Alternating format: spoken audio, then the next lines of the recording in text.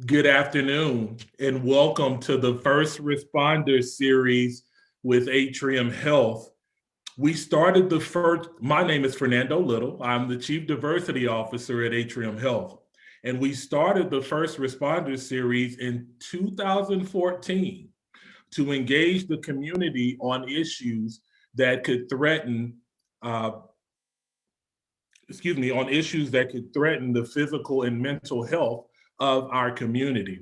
And we are so glad that you have made the decision today to join us for this very important conversation.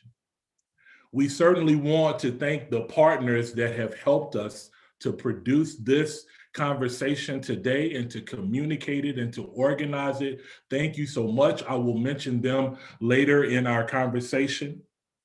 We also want you to feel free to join in the conversation. This will be a very interactive discussion, and we want to make sure that you have a chance to send in questions via the chat, and we will use the built-in chat to address as many questions as we can this evening. And I know and I anticipate that we'll have a lot of questions, but we will use the chat function to address your questions. Also, when you are posting on social media, we ask that you use the hashtag AH Responders, AH First Responders. So feel free to use that hashtag as you are active on social media, offering your questions, your observations, and your response. And again, I cannot thank you enough for being a part of this conversation today. We are hopeful that what you take away from our awesome panel will help you as we chart a path moving from vaccine hesitancy to action. Atrium Health, as well as other organizations across the country, are doing great work in getting our communities vaccinated. I'm especially proud of the work that Atrium is doing in our most vulnerable communities. And we want to start by showing this brief video of the work we're doing in those communities.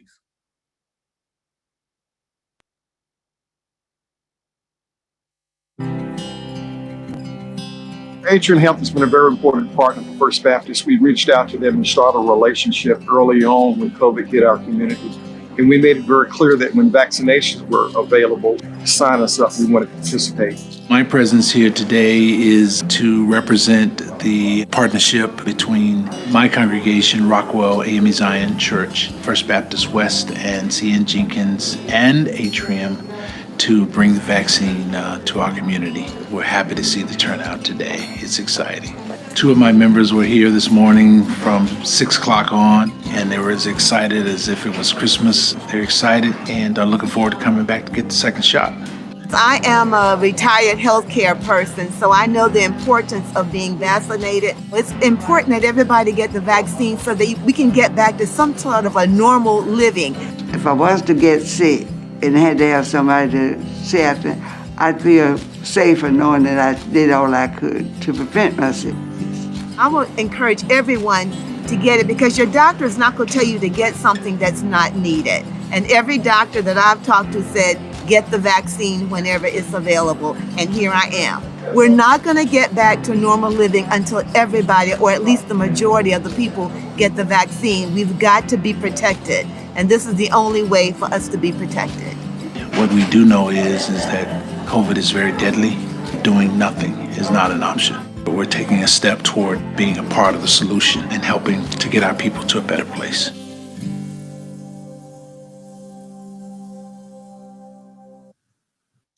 Wonderful. That's just a great example of some of the work that's going on to address the vaccine distribution in our vulnerable communities. Now we want to just get right into it with our wonderful panelists. I also want to mention before we move on that Miss Cannon in the video was 102 years old. So isn't that amazing that she had that courageous message to be a part of that vaccination effort at First Baptist West. So it's now my pleasure to introduce our wonderful panelists, and we're going to get some great insight from them this evening. And it is my pleasure to introduce our panelists. And so we want to start first with Ms. Astrid Chirinos. Astrid is the Community Engagement Executive Director for the YMCA of Greater Charlotte. She builds, manages, and optimizes strategic partnerships in the community and in the private and public sectors. And she also leads the YMCA's social responsibility and public policy advocacy efforts. Astrid, we're so glad to have you this evening. Next, it's my pleasure to introduce one of my Atrium Health colleagues, Dr. Catherine Pazzaretti. She is the Medical Director of Infection Prevention at Atrium Health. She is also the Associate Professor of Internal Medicine and Infectious Disease at Atrium, and she also teaches about infection disease as an adjunct assistant professor at Johns Hopkins. Dr. Pazzaretti is a member of the Society of Healthcare Epidemiology of America and the Infectious Disease Society of America. She has consulted with the U.S. court system and multiple universities in her role related and on issues related to COVID. Dr. Pazzaretti, thank you for being with us this evening. Next, it is my pleasure to introduce Dr. Cheryl Walker McGill. She is the chair of the Federation of State Medical Boards, and she previously served as president of the North Carolina Medical Board. She is a board-certified allergist, immunologist, and internist. In addition to her role as she's also the medical director at Carolina Complete Health in Charlotte. Dr. Walker McGill, thank you for joining us today. Next, we have Ms. Gibby Harris. Gibby Harris is the Public Health Director of Mecklenburg County. She manages public health and environmental health activities, and she also provides vision and direction for all public health activity in Mecklenburg County. Gibby, we know you have been busy. Thank you. Maybe you can get some rest on this panel today. I don't know, but we're glad to have you, Gibby, today.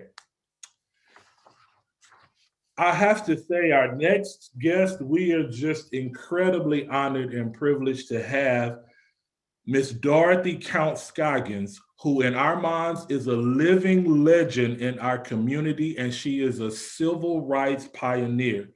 Since February is Black History Month, we are honored to have her continue to lead by participating in this critical conversation. Ms. Scoggins was 15 years old in 1957 when she walked through an angry crowd to become the first Black student at Harding High School. Now at age 78, she broke through another barrier and she became one of the first North Carolinians in the 75 and older category to receive the COVID-19 vaccine. Miss Dot, that's what we said. We said I could call you Miss Dot. That's what you wanted me to call you. We are so glad to have you today, and thank you for your leadership and your courage. And last but not least, we have Dr. Ricky Woods. He is the senior minister at First Baptist Church West and a member of Village Heartbeat. Dr. Woods has served the congregation of First Baptist Church West since 1995, and he has worked tirelessly to serve not only as minister to the congregation, but also to help the church serve as a community beacon of social justice. Dr. Woods, thank you so much for being with us today. So we're going to jump right into it with all this wonderful insight and these wonderful panelists. We're going to jump right into the first question, and I'm going to go to you, Dr. Walker McGill, and for you to just remind us, how does the vaccine work in the body? Well, so let's talk a little bit about the science a little bit, and given your background, how does the vaccine work in the body to cause immunity? And then remind us of some of the symptoms of those that are getting vaccinated can expect. If you could just enlighten us on that, Dr. Walker-McGill. Absolutely. And first, let me say it certainly is a pleasure to be here. And I just thank you for this opportunity to represent both the Federation of State Medical Boards and Carolina Complete Health. Both organizations are very dedicated to addressing racial and ethnic disparities in health. And so this is just a wonderful opportunity, and I thank you. We have a couple of vaccines now that are available, and folks have started receiving their first and some their second doses. And those vaccines actually work by a protein substance called it's a messenger RNA. And what that does is you can get an injection and it gets into the cells, and it actually causes your cells to produce proteins that are like the spike proteins that you see on the surface of the virus. And so when you produce those, then actually it stimulates your immune system to react to those. And so then when you get exposed to the virus, it sort of preps the immune system for what's to come. So then when you get exposed to the virus, we're ready. Your immune system says, okay, we're ready for the fight.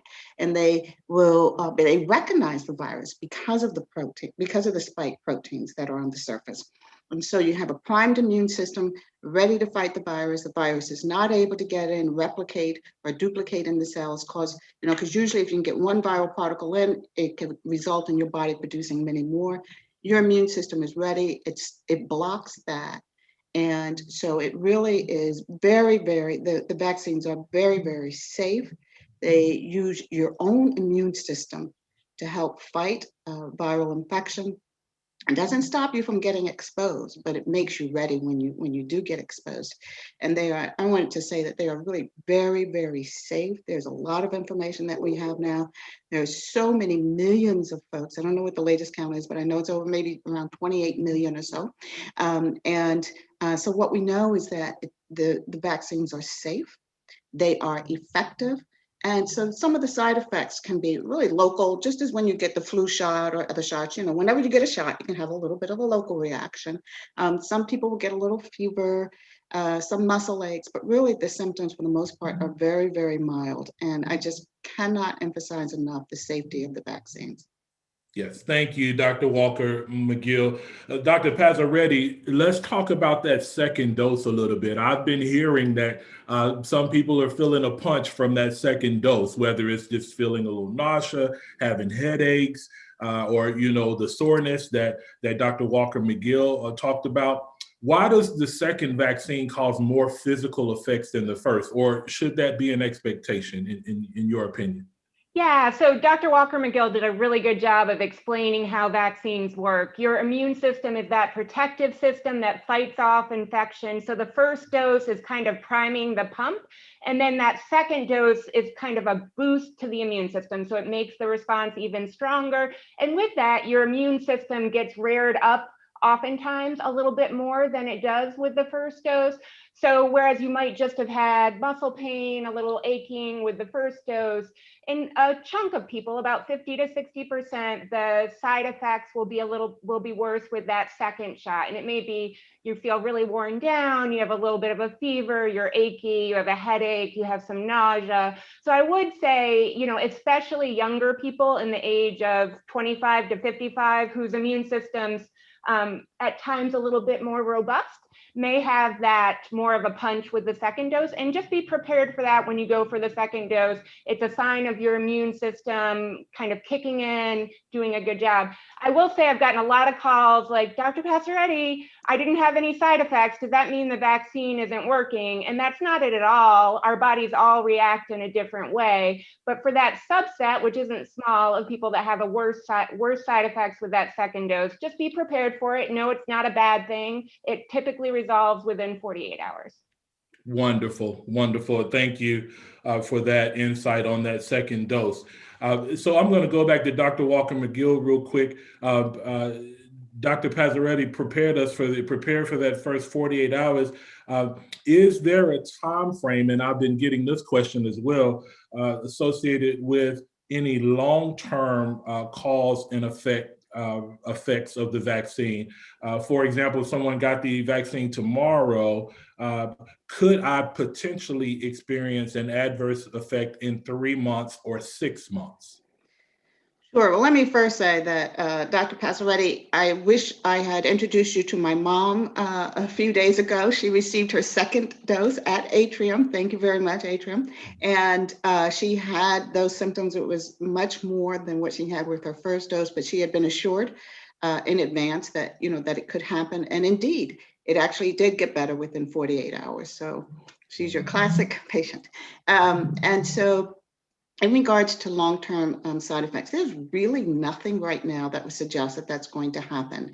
And I can't say, 100%, but what I can say is that when you get the vaccine, it actually doesn't, the concern isn't about problems in the long term right now with it. The concern is how long does this benefit last?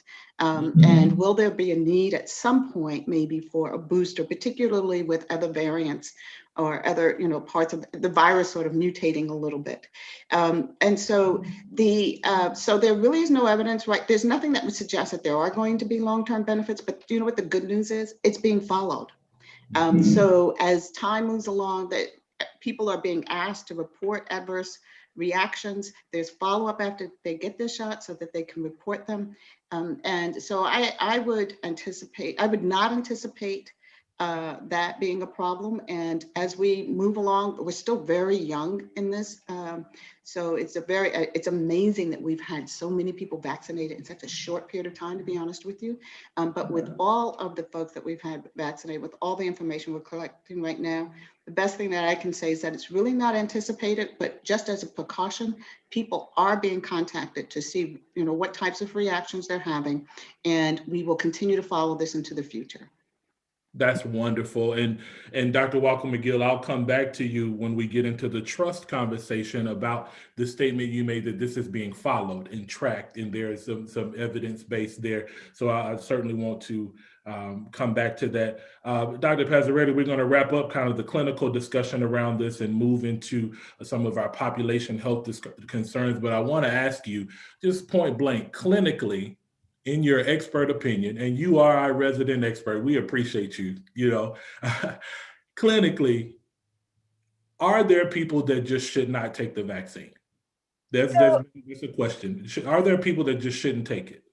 The only people that really right now should not take it, so the vaccines are only approved for adults. So Pfizer over the age of 16, Moderna over the age of 18. So right now, kids aren't an option. As far as adults, the only people where the vaccine is contraindicated completely is if they took the first dose and had a close to time of the vaccination, severe allergic reaction.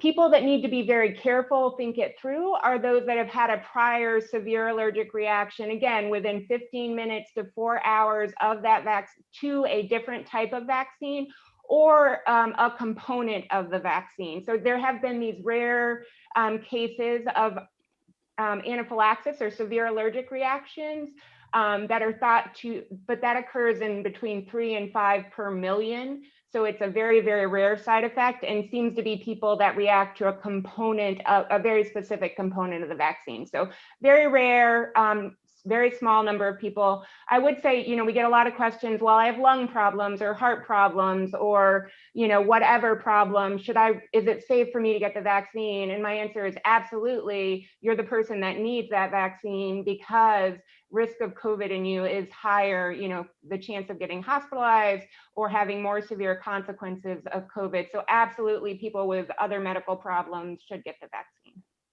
Wonderful.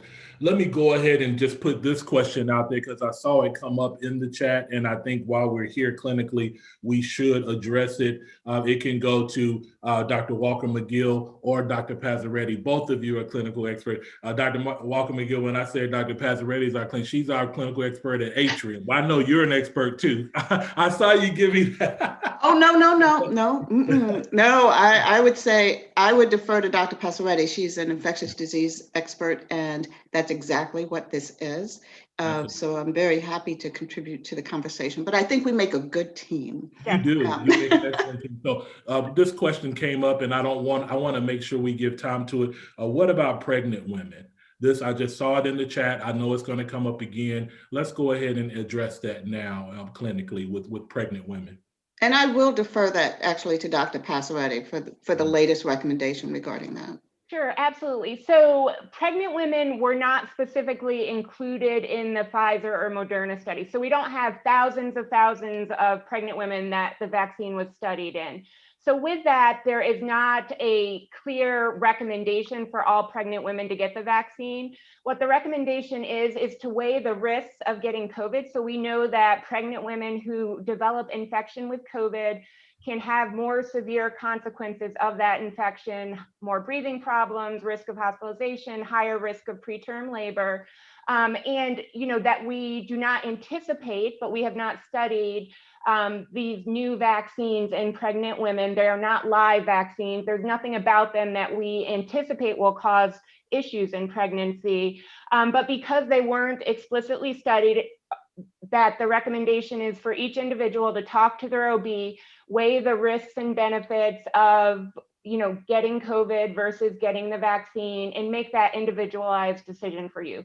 So I'm a healthcare worker. My risk is fairly high. I'm seeing patients with COVID not infrequently. My decision may be different from someone that can work remotely at home all the time and has very little risk factors. So no strict contraindication. It just needs to be kind of a thoughtful decision. And we don't, know that we don't anticipate any issues. We're seeing more and more pregnant women get vaccinated every day. And there have been no signs of complications in the people that have been pregnant and gotten vaccinated, or the animal studies that were done that, all kind of medications and vaccines go through to look for issues in pregnancy to date. Wonderful. Thank you, Dr. Passaretti.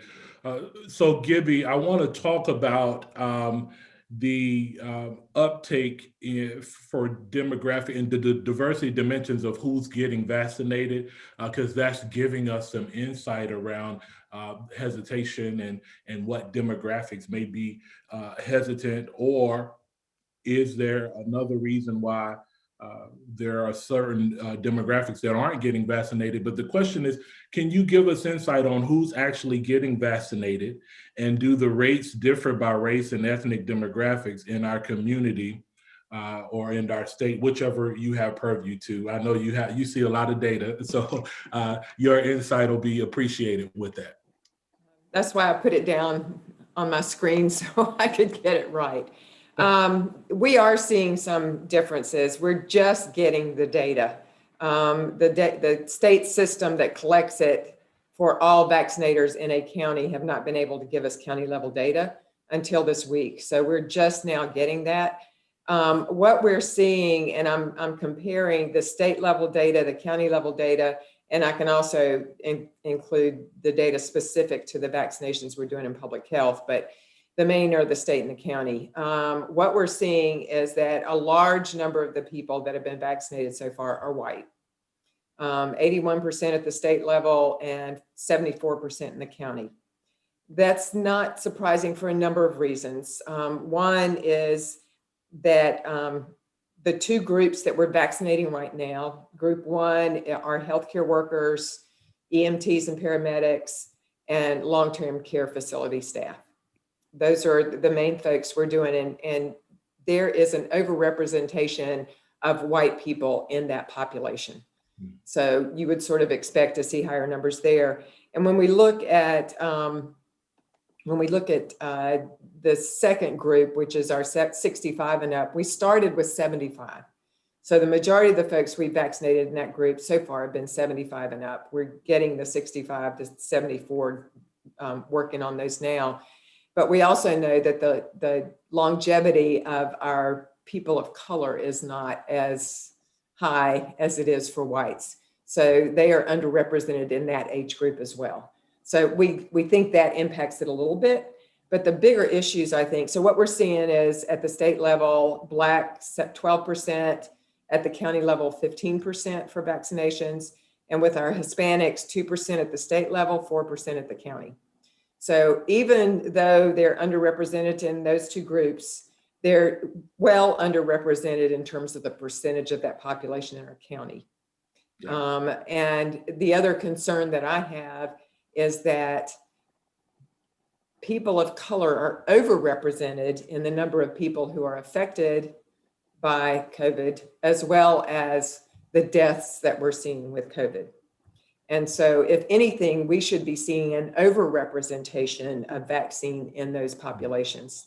And that's not what we're seeing at this point. The good news is we have the data now. And we just got the data from the state. We had hoped for sort of a report. What we got was a very big spreadsheet. So we're in the process of analyzing that data now, but that's going to help us too in learning where in the county the people that are getting vaccinated live. So we can really target our efforts better than we've been able to do up to this point, just because we haven't had the data. So as we move forward, I think, there are a number of things that we can do to improve this. And there's emphasis from the health department to both of our healthcare systems to our community as a whole to make sure that we are prioritizing these disproportionately affected populations as we move forward. So I'm hoping that we're going to be able to see those numbers shift as we move forward with our vaccinations. Absolutely. So Gibby, you just dropped several nuggets that I want to resonate on this call today. She dropped that, and I don't know if you caught the life expectancy gap in terms of our communities of color. That's something that's got to hit home with us. And that's got to be a bold goal for us going forward to reduce the gap in life expectancy, for our communities of color. She also mentioned that the physical effects of the virus are greater in people of color. Now, she didn't say it like that, but that's how I took your words. Mm-hmm. And so that is also something that needs to resonate here around the sense of urgency in moving from vaccine hesitation to action. And so, Gibby, I want to stay with you for one more question, and then we're going to move into an activity to get everybody engaged in this conversation.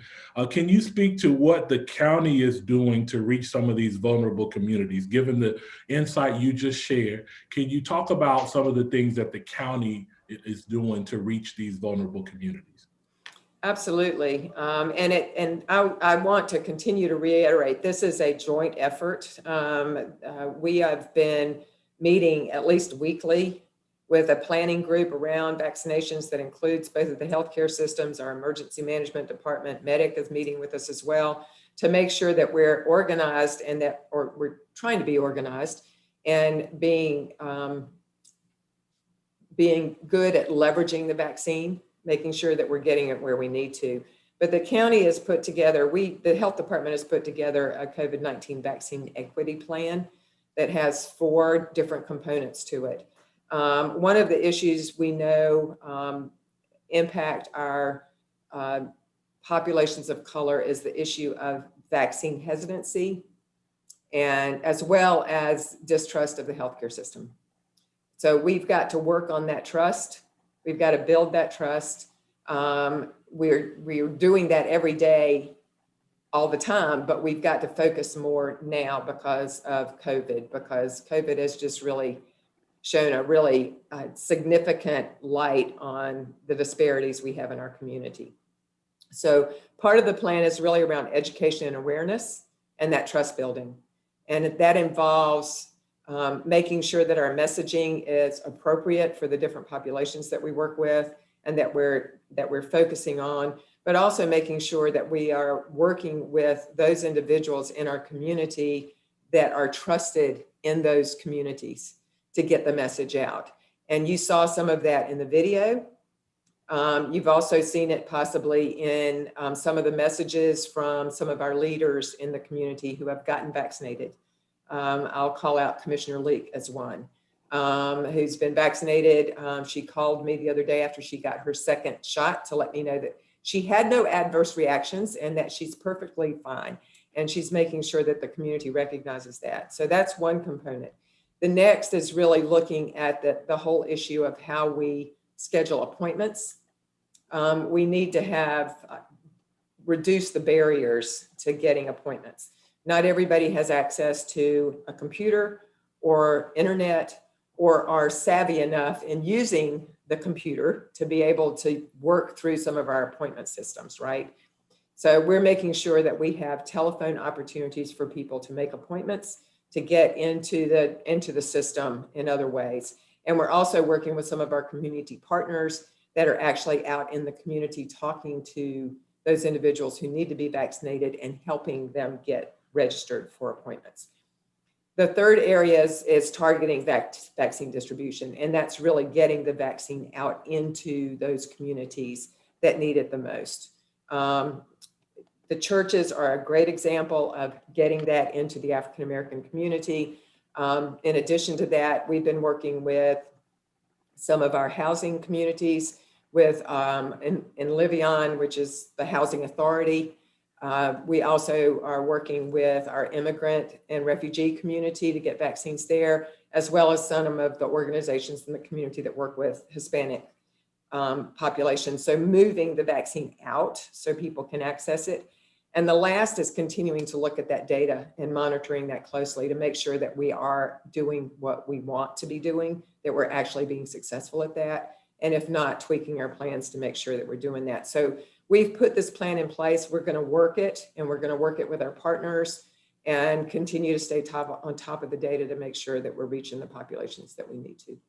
That's great, Gibby. And we're going to stay with the community conversation after we introduce a poll that we'd like everyone that's participating in the call today. And again, I cannot thank you enough for engaging with us in this crucial conversation.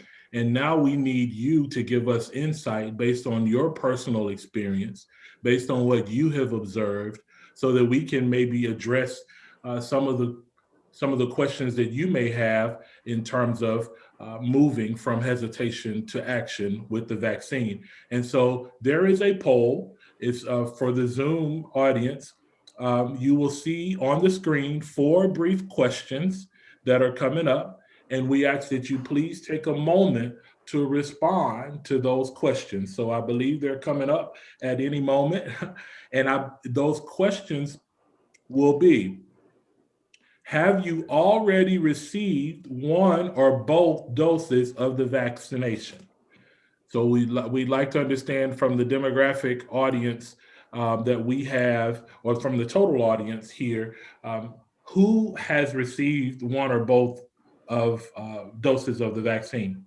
Number 2, what is the reason for your hesitancy in getting the vaccine? Is it based on the history of unethical research in the United States? Is it the speed at which the vaccine was approved? Are you unsure about the possible impact of certain side effects? Or I'm not hesitant. We'd love to know if you're not hesitant. The third question, are you comfortable encouraging others to get the vaccine?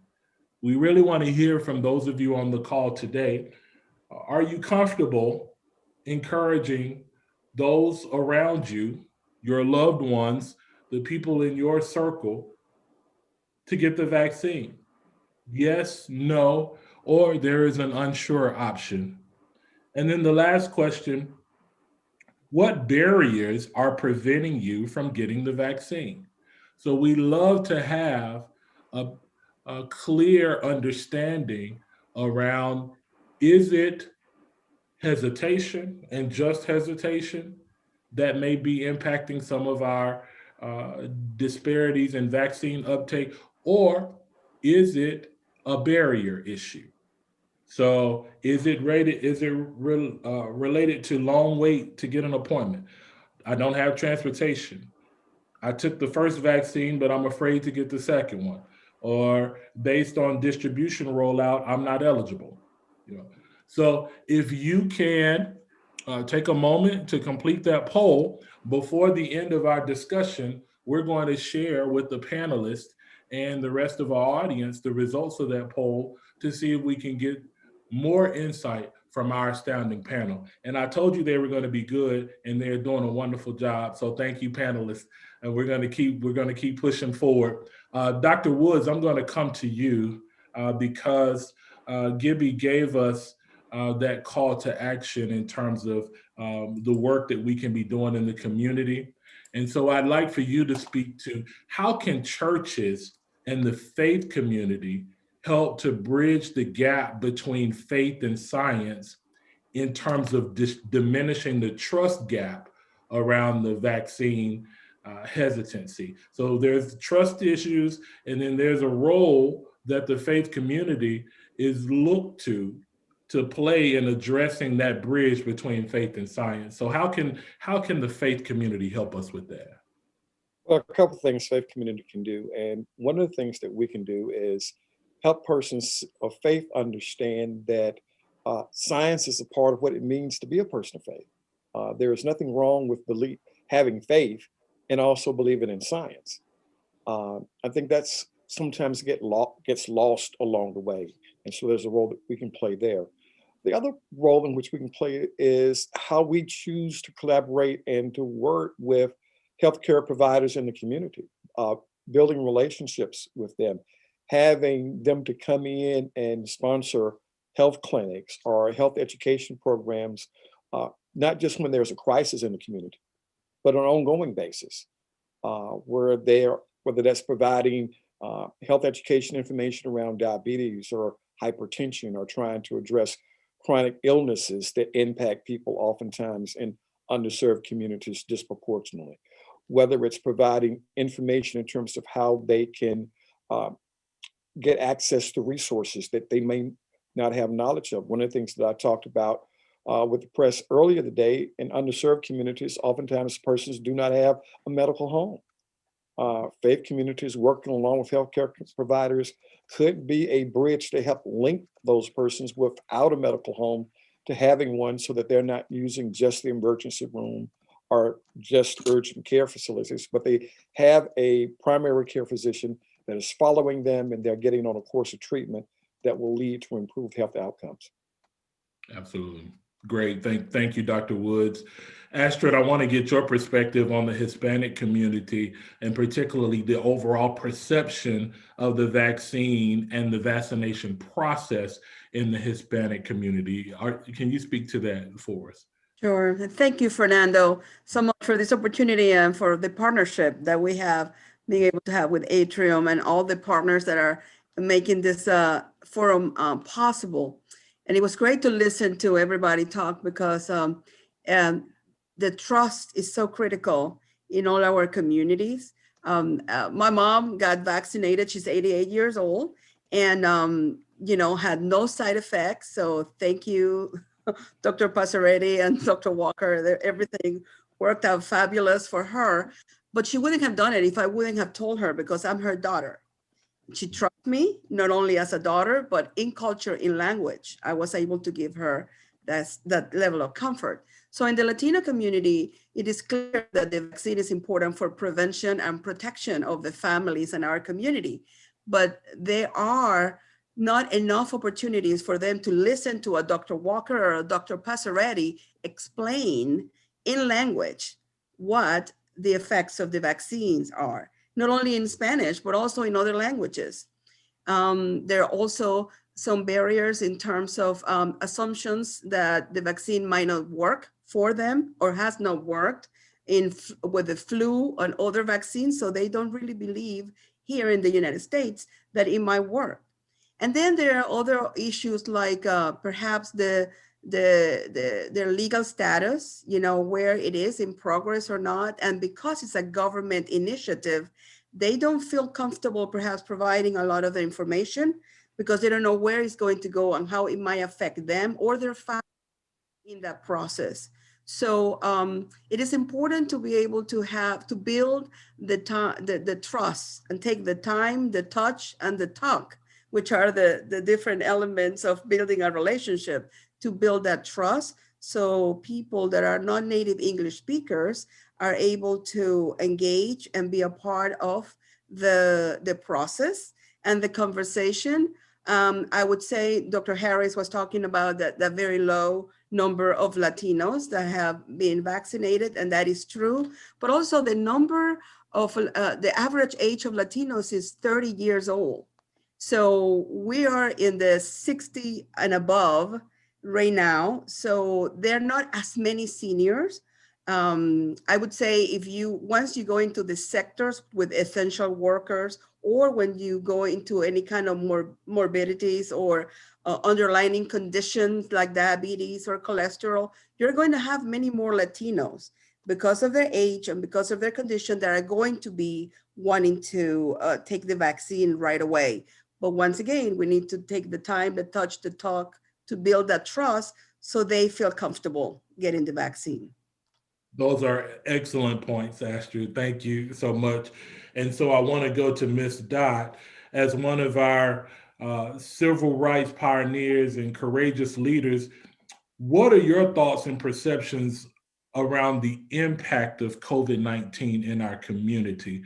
Astrid just gave us the perception of what's happening in somewhat of the impact in our Latino community. What would you say, just from your wisdom and your observation, what has been the impact of COVID as you look at it? And you're on mute, Miss Dot. We're going to start a jar, the mute jar of your dollar every time you miss mute. But don't worry about it, Miss Dot. You're good. Thank you very much. I just want to reiterate the same thing that Astrid said, and also Dr. Woods. And what I have found is a lot of it has to do with trust, but also fear. And we have the fear of the unknown. And a part of that comes from the fact that the information that we're getting here tonight, a lot of them have not been able to get that information. So we have to do a better job in terms of giving them the information and relate it to the science part of it as well. And then the other part, of course, that I have found, because I live in a community that we have a large population of people that are 65 and over. But I also live in a community, an African-American community, where a lot of the people that live in this community are essential workers. So they are thinking in terms of them, what's going to happen if they lose their jobs. Some of them have lost their jobs. But at the same time, what happens to me? How am I going to take care of my family? And so that's how COVID has affected them, but not only them, their children. My biggest concern, one of my big concerns is the education of our children, because a lot of the children that live in my community are a lot of children that are in poverty. So as a result of schools being closed, those children are getting further and further behind, because every child is not able, even though they have the material and they're working with the schools, a lot of those children are not attending schools virtually. So that's one of the things that I have found in our community. So what can we do to make sure that these kids get the kinds of education that they need? Because all of you know, that's my passion. Yes, and so that's one of the effects that I have seen in the neighborhood, in the community where I am. But we have to figure out a way also to get the same kind of information that we're talking about tonight. We need to get it to those people in the community as well. Very powerful, Ms. Dot. Spoken like a true champion for education. Thank you for that. Dr. Walker McGill, I wanted to come back to you because we said we were going to go into this trust conversation. And there are some very valid and specific concerns in communities of color, and we've heard some of our panelists discuss them quite significantly tonight, that can impact the levels of trust. So those concerns impact the levels of trust in the health system. And considering that those trust issues have been voiced, why should our communities of color and vulnerable communities trust the process associated with our health system? Thank you very much for that question. I think it's a very important question. It really gets to sort of the root of things. Let me say that from the studies or information that I've received, there's about maybe a third of folks in African American communities in particular that are hesitant or reluctant to get the vaccine, which means that there are about 2/3 that are not. And so for those 2/3, we certainly need to make sure that we leverage their willingness to be vaccinated, get them vaccinated, so then they can help us impact those who are hesitant. That's the first thing I want to say. The second thing is that Gibby actually mentioned it earlier, and I really applaud Gibby and her team for all the efforts that have been going on in Charlotte-Mecklenburg. It makes me proud to be part of this community. But I certainly think that it is very important for us whenever we go into any community to get the buy-in from the community. So rather than going in and saying, well, this is what I think you should do, it's important for us to understand what is already known or appreciated, what the concerns are, so I compliment the poll here. I'm waiting anxiously for some of these results, but to see what, understand the community, understand what the concerns are, and then leverage relationships with those who have been, who are very well known and committed to the community over years, decades, to be able to help to get the message across. I think we have to also be willing to talk about some of those past concerns, such as the Tuskegee experiment, which is often mentioned, but it's not the only thing. And I think we just have to be honest. We have to be transparent. We have to be willing to say, yes, that did happen. And guess what? There have been things that have been put into place to try to help protect citizens since then. And that's the good news. The good news is that we are not back there, but we don't stop at what we've done in the past. We continue to try to do things to help us make sure that we protect the public. That is the main mission. That is the mission, I have to say, of state medical boards. The Federation of State Medical Boards helps state medical boards actually to protect the public. So you have many aspects of the House of Medicine, from clinicians to researchers to policymakers, who are really addressing this issue. We have to recognize that there has been systemic racism that has indeed impacted minority, or in particular African-American communities, impacting the number of healthcare workers. Even when you mention essential workers, the percentage of physicians who are African-American and are able to serve the community has been impacted by some of the things that have happened in the past. But the good news is that we have a lot of people, whether they're African-American or not, who are truly dedicated to addressing this issue. And I actually think that Charlotte-Mecklenburg can be an example for the nation. I think that we have here, and that there are other folks that we have where we can tap resources to be able to make a difference. I'll say this one more thing, and that is that with the Federation of State Medical Boards, we are actually addressing the issue of health equity and medical regulation. And in order to start that conversation, we've invited folks to talk with us, to the board, about certain issues in regards to racial and ethnic disparities and health equity. So just last week, we had Mark Morial, the president of the National Urban League, speak to us, and Dr. Mark McClellan, who's the director for the Margolis Health Policy Institute at Duke. And so I think it's important for us to appreciate that we may not have all the answers, but we are able to get folks who can help inform us. We have to be willing to go into the community. I've always been willing to go in the community, and I want you to know that if there's anything that I can do, I will try to do that here in Charlotte. But I think that the conversation also has to be ongoing. There's a long history of issues. And so we can't think that, well, in a week or one meeting is going to be able to solve that. The issues have to be longstanding, and I encourage all those out there who are able to and can invest in the communities, in our target communities, that's really what's needed. It has to be more than just one and done.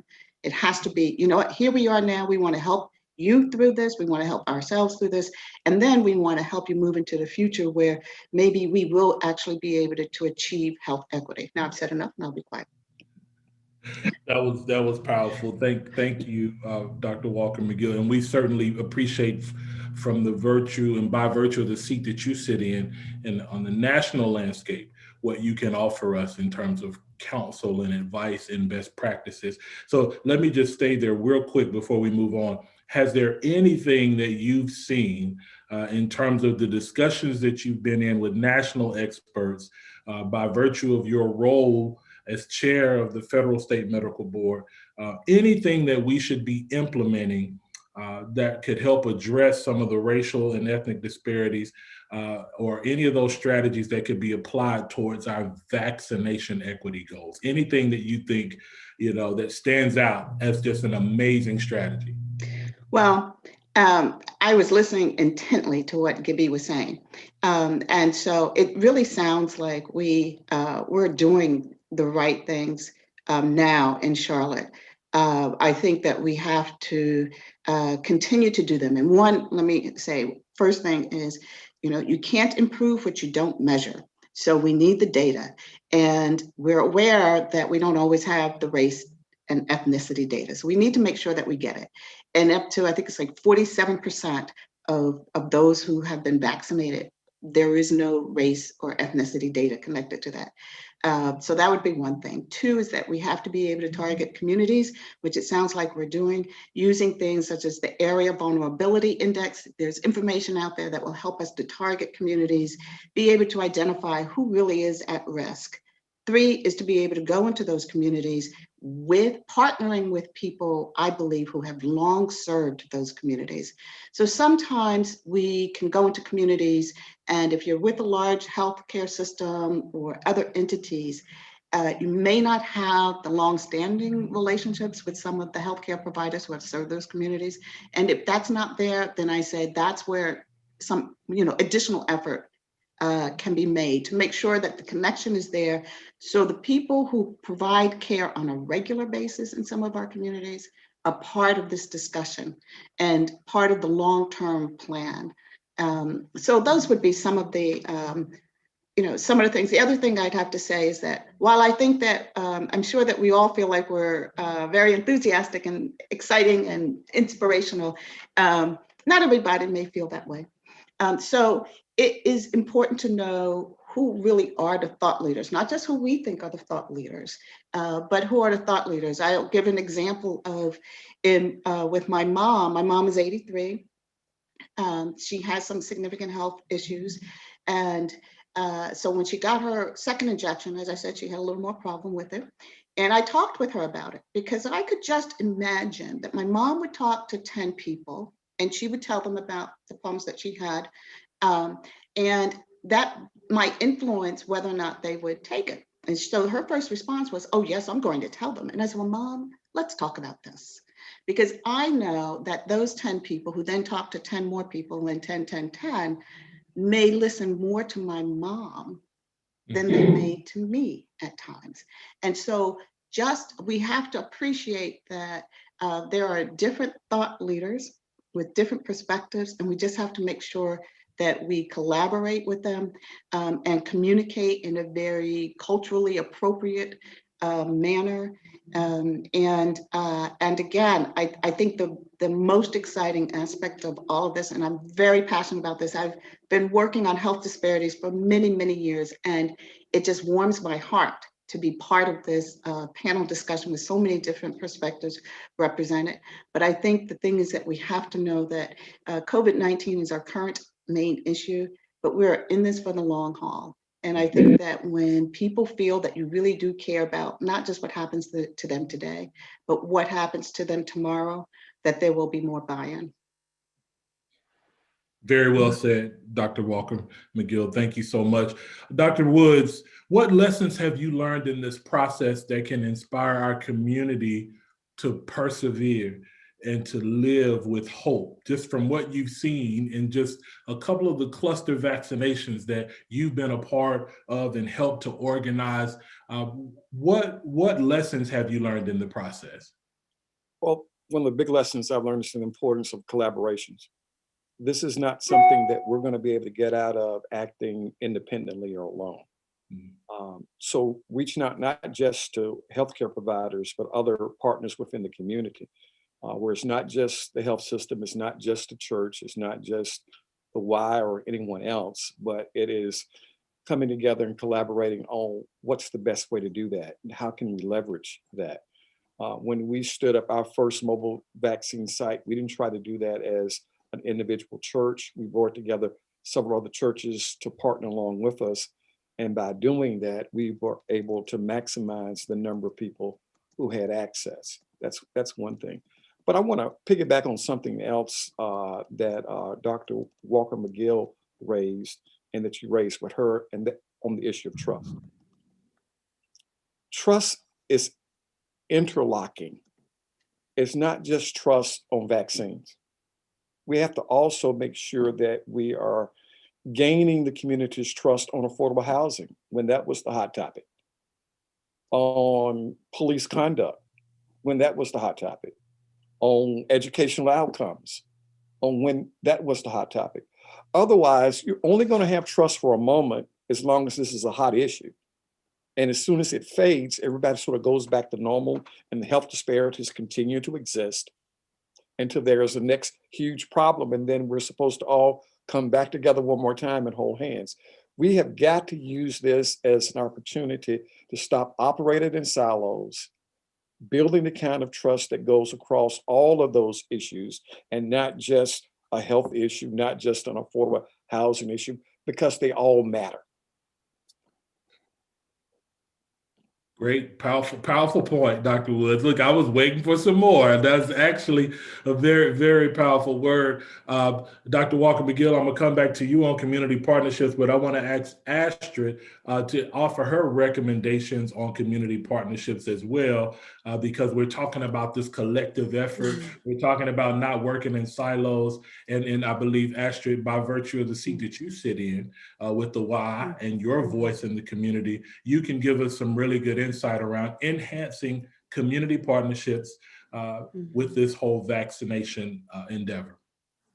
Well, I couldn't agree more with Dr. Woods and with the fact that, trust is so critical and it doesn't happen over time. We need to have the time and also the navigators and the organizations that helped us build that trust and that capacity. If you want to go fast, go alone. If you want to go far, go together. And certainly the Y has been a big collaborator in many, many different areas with you, with the county, Dr. Harris. We're getting ready to start as well. We have been able to create opportunities and build more capacity because of the opportunities that many of the impactful partners that we have. That is critical because we cannot do this alone. These are unprecedented times, and we have a health equity integrated strategy now all across our YMCAs, where we will align with our county in their equity plan, where we will align in the comprehensive plan for growth and equity with the city and with many of our other partners, where we can provide the support in language, in culture, in every possible way for all our communities. We're all here in this process, all learning from each other. So it is critical for us to be able to enhance and optimize the possibilities to provide that support. We have the New American Welcome Center, for instance, initiatives with the Ys across the country, and especially here through different YMCAs, whether it's Simmons, Harris, and Lincoln in the rural side, where we provide a spectrum for newcomers and immigrants that are able to engage and get acculturated, not only in language, but also in terms of their civic engagement. So many more opportunities that we can provide for others to come to us and we to come to them to expand in this trust building process. It's the best we can do right now. So, we're everywhere in our community. And I think that at this point, the best way to build trust is to engage with the navigators that have the trust already. Well said, Astrid. I want to ask Gibby a quick question because Pharmacies are nestled in our communities as well. And there was a question around how are our community pharmacies being engaged by the county and the state in these distribution efforts? Is that something you can speak to, Gibby? Sure. Actually, the engagement of the pharmacies to date have been from the federal level directly to the pharmacies. So there's a federal program that focused on getting our long-term care facilities vaccinated. And in North Carolina, the federal program included CVS as well as Walgreens pharmacies. Long-term care facilities that involved skilled nursing facilities and assisted care facilities had the ability to sign up for that program, and one of those pharmacies would come into their environment and vaccinate both the staff and the residents. Most of the pharmacies in Mecklenburg County did sign up for that. There were a handful that didn't, and the ones that did not, because they just didn't get to it in time or for whatever reason, the state assigned those to the health department. So we have been working, we've done at least 15 at this point and are now giving second doses in those facilities. The other initiative is a federal pharmacy program that is starting next week, where the federal government is utilizing a handful of national pharmacy groups. And in our area, that includes Walgreens. Well, if I look at the list, Walgreens, CVS, Walmart, Publix, there's a handful of others that are included in that, are going to be receiving some vaccine. And we have heard that Walgreens is going to be the entity in North Carolina to start with. We have heard that there will be 300 Walgreens in North Carolina that will receive some of this vaccine. We don't know who they are yet. We don't know what kind of vaccine they're going to receive. I would imagine most of them it's going to be Moderna. And we don't know how much they're going to receive. There's an amount that's been floated, but we don't know how it's going to be distributed. And that is supposed to start as early as next week. So, if you go on the Walgreens site right now and register, you can see that there's a place to make an appointment. But if you go in at this point in time, what we're seeing is a notice that says there are no appointments available at this time. So I'm not sure exactly when that's going to kick in, but this is the federal government's attempt to start getting vaccine more out into other providers in our community. And the other thing to note too is that the state has been registering other providers in our community who are interested in providing vaccine. That list continues to grow in Mecklenburg County. There is not vaccine available to give them at this point. But at some point, doctors' offices, other pharmacies, and other entities that provide vaccines are going to have vaccine. I would suggest we do have, you can go to the state site or to the county site and see where vaccine is available. And there's information on both those sites about how to register for an appointment for those places where it's available. Both hospital systems also have those sites around the places where they have vaccine. So hopefully what we need is more vaccine. Yes. That is our constraint right now. We have the capacity. We just don't have the vaccine that we could use in Mecklenburg at this point. Okay. Thank you for that clarification. Dr. Walker McGill, you'll wrap us up on our community partnership discussion. And then I want to go to some of the questions we've been receiving in the chat. So if you want to wrap us up there. Absolutely. So I just want to add that as we have, the county health department, we have churches, we have lots of organizations, including YMCA and others, and obviously healthcare systems that are very much involved in this and willing to partner or collaborate along the way.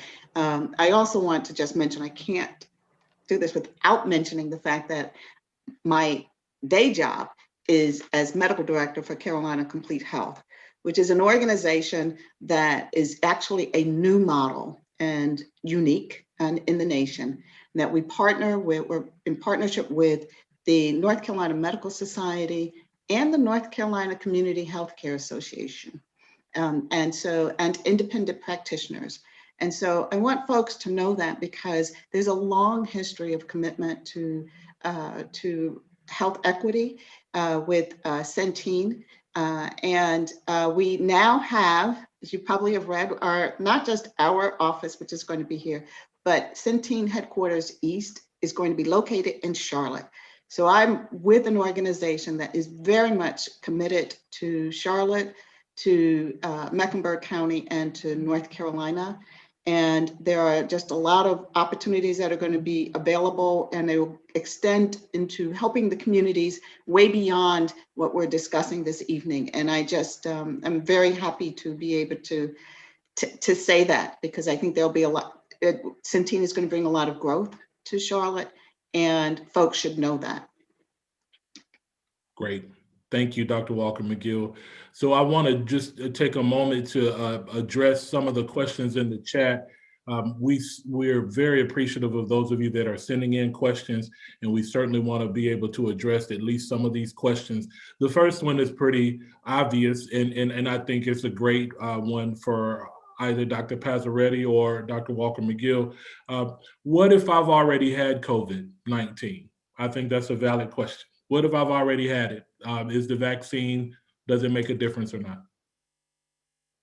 Yeah, so we still recommend getting vaccinated even if you had prior COVID-19. You know, we're getting, unfortunately, far enough into this pandemic that we're seeing people who had COVID kind of earlier on getting reinfected. So, you know, there is still thought to be benefit from going ahead and getting that vaccine, getting that full series. Okay, great. And then there's a question around, if you've experienced allergic reactions such as hives and swelling for unexplained causes, should you take Benadryl prior to getting the vaccine, or prior to an EpiPen when you go and get the vaccine? So if you've had, let me divide it into two groups of folks. Hives and other symptoms outside of getting the vaccine, I would say talk with your doctor, and your doctor will be able to help determine whether or not you should get the vaccine. That's one group. Those who have these symptoms and they really aren't related to the vaccine in the past.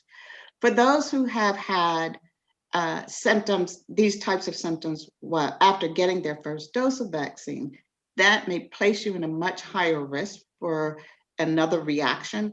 And so you'll see your doctor, but your doctor may also send you to an expert, you know, an allergist, or someone who actually will be able to help determine what, you know, if you're at very high risk for that second dose. But it'll probably take an additional step to be able to determine that. So in any case, what I would say is I would not give the recommendation in a town hall meeting format to prescribe medicine over the video. But so I think it's important that if you have any concerns about risk, that please follow up with your healthcare provider. And if you don't have one, get one. Because it's something that you want to go in informed and be appropriately prepared. And can I just add, all of the sites that give vaccines have Benadryl, EpiPens, all that kind of stuff on site for people that maybe are concerned about allergic reaction. You don't need to come bearing an EpiPen or come bearing Benadryl. You know, that is absolutely something that medical professionals are in the area on site, ready to respond in the rare cases where there is an allergic reaction. Great. And I want to make sure that I address the first question appropriately. They were asking if I have already tested positive for COVID-19, does it make sense for me to get the vaccine? Is that how you all took the question? Okay, yeah. Great. Very good. Just want to make sure I did my moderator duties justice. So there's another question around the demographic of the vaccine clinical trials and the studies. Did the people in the studies have comorbidities like diabetes or liver disease or immune issues?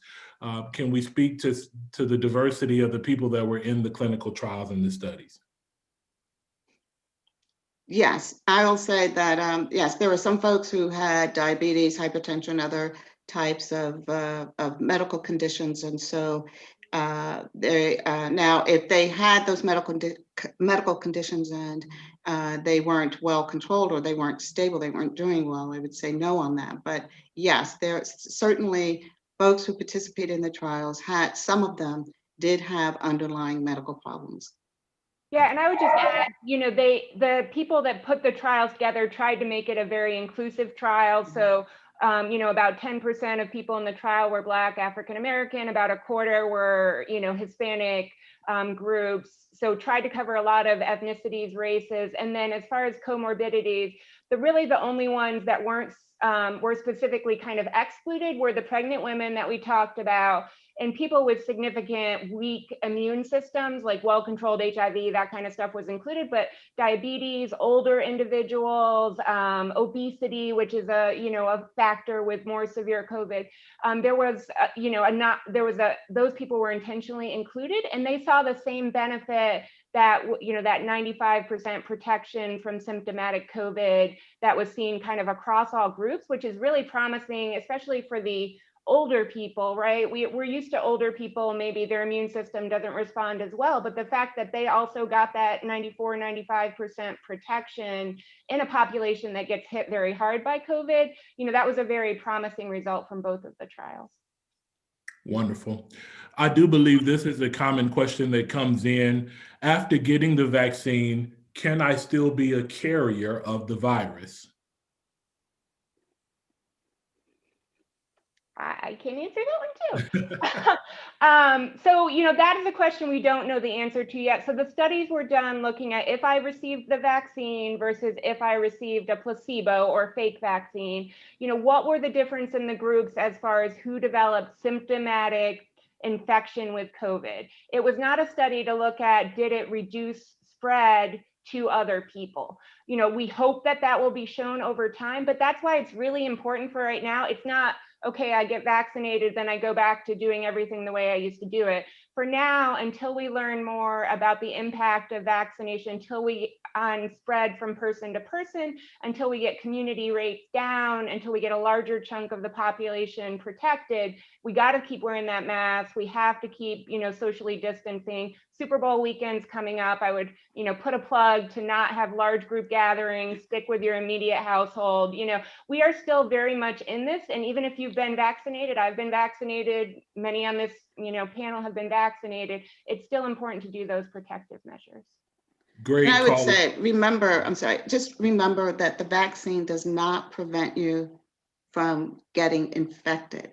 It prevents you from, after you've been exposed, it will prevent you from having a severe reaction. It prevents you, from the virus sort of overtaking things in a way, but it doesn't, it won't block. It doesn't do anything where, you inhale any particles, it's going to jump on it and then you don't have to worry about it. So I'd like to echo what Dr. Passaretti said, in that make sure you still do those other things that are very, very important.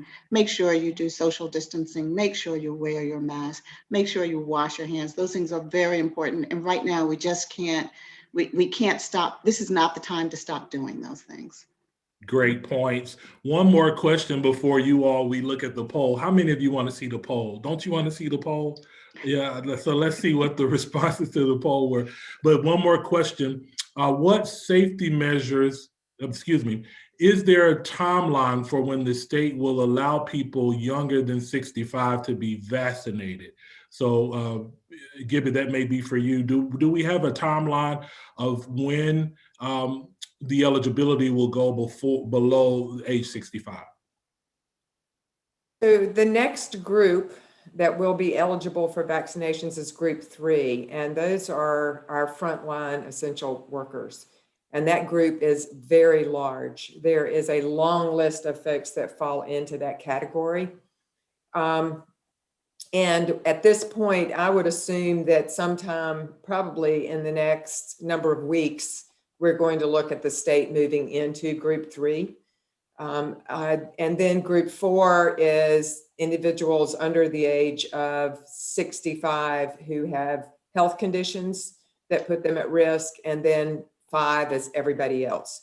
So that's the way it rolls out, and how quickly we get to those depends on how much vaccine we get. So we're still focused on groups 1 and 2 right now. We still have a good number of people in our community that need that vaccine and want it in those groups, and we'll focus on those. But I know the state is probably going to move us into group 3 probably fairly soon. Great. Fernando, may I mention to what Dr. Harris is saying? We want to make sure, though, that all the information is accurately translated, especially in that group of essential workers, and that if there is a number or a line that says in Espanol, that people are able to access it in Espanol. Yeah. I have tested some where I tried in Espanol and it goes into English. So I just want to make sure, and the copy, even the forms are correctly translated, so we don't take for granted that people, they will read Spanish correctly. So to be able to engage people and really build that trust, so people don't feel that we don't care about what they're reading or what the message is. So as you're going into that group number 3, that's going to be critical to get them engaged. That's a great point. Absolutely wonderful point. And Gibby, I know there's a joint committee that's looking at communication strategy and joint messaging, right? So that's probably something we can take back to that group, correct? Absolutely. We're working every day to make sure that we're appropriately translating information. There have been a number of times when it gets translated quickly, and then the next thing you know, it's not accurate. So we're being very careful about that. The other thing I'll mention is that we're doing our best to make sure that things are translated into all the other languages that are spoken in this county as well. I was interested to find out that Vietnamese is the next largest group in Mecklenburg County in terms of language. And then there are some other ones that I'm not even sure I can pronounce. So definitely can't read them. But so we are paying close attention to that. I think Astrid made a great point, though. If we translate these poorly, that translates into not caring. And that will not help us build the trust that we need to build. So very strong. Thank you. All right, let's go to our poll and see where the results landed. So on the first question, have you received 1 or both doses of the vaccine? So the majority have not. 72% of our population have not. So this is good that hopefully some of the information that was provided, and I'm checking my other source here to see, let's see. Yes, test just to see what the responses from YouTube were. So different response from YouTube. No, actually a similar response. 32% of the folks on YouTube or in some of our other streaming places said it was 68% have not received the vaccination, 32% have. So then the next question, what's the reason for your hesitancy in getting the vaccine? So this will give us some insight here. It looks like the majority have said they are not hesitant. Wow, that's great. That's great. And then the second highest group, unsure about the possible impact of side effects. And I get that, and I feel like we've been very transparent tonight on what some of those side effects are, and some of the reports of people that have had no side effects and some that have had some. So hopefully that's been helpful. Then the speed at which the vaccine was approved at 10%, and then the history of unethical research. So that's encouraging that reason is maybe declining in terms of that may be a sign that there's a positive trend with building trust, or at least that there are accountability mechanisms in place to prevent what happened years ago from happening again. So that's how I'd like to take that one. Question 3, well, let's go to YouTube real quick and see what those results were there. All right, I'll stop flipping because that makes you all nervous and me nervous too. So I'll just stay here. Are you comfortable encouraging others to get the vaccine? Look at that. 70% are comfortable. I love that. I love that. And I'd like to think that you all influence some of that 70%. I think after hearing from this panel today, we should all feel comfortable providing reasonable and accurate information. There's about 14% that still aren't comfortable, and then 16% are unsure. And then last, what are the barriers preventing you from getting the vaccine? So 61% on the call say they're not eligible yet. So that's encouraging. So maybe once they become eligible, that would be an option for them. The next highest, 33%, long wait to get an appointment. And so that may be something that we can think about in terms of how those appointments are made. And I know that with our community vaccination strategy, we're looking at streamlining how to make an appointment, right, Dr. Woods? So, in some of those community vaccination spots, in our vulnerable communities, we're trying to streamline where you may not need an appointment. But of course, that's not going to be the case in all of our vaccination sites. But that is something that that will be a priority going forward. So any surprises from the panel on any of that data in terms of the poll or anything encouraging that sticks out? This is open to any panelist. Anybody want to speak to anything that they saw on the poll? I think one of the things that the poll indicates is that the level of hesitancy that we may have thought existed in the community may not be there. That maybe this has been, the issue of hesitancy may have been played up far too much, given the impact that COVID has had around the globe, with now over 400,000 Americans dead because of it. People are taking this serious. Yeah. Any other thoughts around the poll in general? I think that certainly a lot of this is very encouraging. I think that the hesitancy issue is something that is consistent with what has been reported on a national level. I also think, though, that our audience may be folks who are more enthusiastic about this, about learning about this topic, and maybe more willing to get the shots. And so I think this is a great start. But I certainly think that there's still a lot of work to be done, and certainly with being able to go into neighborhoods or communities where maybe they aren't quite as interested initially, and being able to sort of get the word out and communicate with them. Wonderful. And I would like to offer that I think, just to see that people are having to wait longer, the waits and perhaps the eligibility as well tells us that people are more eager right now to get it at an earlier age. And also they're just waiting, we don't have enough capacity perhaps to be able to get the appointments. Well, perhaps because we don't have enough vaccinations, but you can see that people want it. And we need to make it as easy as possible. We were able to have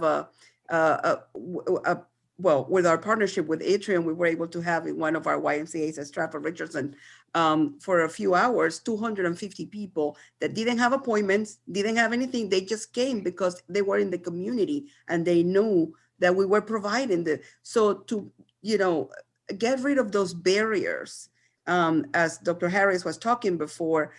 Perhaps we just need to, and that's one of their focuses, to let people come in because they are in the community and they need the vaccine without having to do all the registration and the technology that perhaps could be a challenge for many. Great thought, Astrid. So I think we're come to time, and I don't think it would be a better way to close us out than to have Ms. Dot offer some advice on the importance of hope and perseverance in the face of what we're dealing with, because you are our picture of hope and perseverance and courage. And so if you could give us any advice that would help us push through this and to face this specific health challenge that we're dealing with right now. Well, thank you. As I have done in the past in talking about this, of course, you know that I got it the first week it was available for my age group here. And what I've tried to do is, as a result of that, a lot of the things we talked about tonight is to talk to those within my circles, my family, my community, in terms of the importance of us doing this and why. I've always said, I'm a person who always has high hopes in terms of whatever is facing us, that we can get through this, but we need to work together and get through it together. So that's one of the things that I would like to challenge us in our communities. And that is that we work together, as Dr. Wood said about collaboration, but however we do it, we need to work together to make sure that those people that are hesitant, are those people who don't have the information, are those people who don't have the barriers, that what we do is work together to figure out how we can get past all of this so that we can get back to the new normal, because it's never going to be the normal. It's going to get back to the new normal. But the only way we can get back that is we have to work together and make sure that everybody gets the information and in terms of what we need to do to get past all of this. There you have it. Way to close us out, Ms. Dot. To the panelists, thank you so much for your expertise, your transparency, and your commitment to this conversation. I have a feeling that we're going to see all of you on another panel at some point. So charge up your discretionary energy, because your voice is needed, and we certainly appreciate it. I also want to recognize our supporters for tonight that helped to put this conversation on. We have, I want to start with Chanel Davis from the Harvey B. Gantt Center for African American Arts and Culture. She partnered with us in the planning and execution of tonight's conversation. Thank you, Chanel, very much. The Gantt Center, along with WSOC TV, live stream tonight's event on Facebook and YouTube alongside Atrium Health. We also appreciate the thought leadership of Pride Magazine and the Charlotte Post. Thank you for being wonderful partners. On the screen, you'll see all of our other partners, in addition to those we just mentioned: Telemundo Charlotte, Praise 100.9, La Noticia, Q City Metro, 92.7 The Block, the partnership of Village Heartbeat, and the Charlotte chapter of the National Pan-Hellenic Council, and rounding out our group, the Charlotte chapter of the Links. We purposefully called out all of these organizations because we realize that it will take our entire village to get our communities vaccinated so that we can stabilize this pandemic, get to community immunity for all. That's what we're shooting for. We want you to know how much we appreciate your partnership, and we thank you for your support and engagement. We also want to thank the media services team from Atrium Health, our planning group, the awesome diversity, equity, and inclusion team at Atrium Health. They are marvelous. Thank you. And thank you to the audience that joined in tonight. Thank you for your patience with the moderator. Thank you for not panicking at the beginning of the call when my Zoom screen went blank and I didn't know what to do, but we held it together and we made it through, and it was a wonderful conversation. Thank you again for leaning into this. We are in this together. Have a good night.